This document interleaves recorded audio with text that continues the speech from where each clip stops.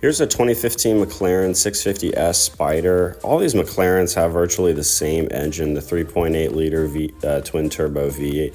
Does anybody know if these McLarens have really bad turbo lag? I'd love to have one someday, but and these prices are coming down tremendously. I know the reliability has always been the biggest question with these cars. I mean, it is a British car, but it's got 641 horsepower. These seem like really great deals. It retailed originally for $335,000, sold on Bring a Trailer for $140,000. So I would love to have one of these cars, but I've had a BMW 550 in the past that had the worst turbo lag ever.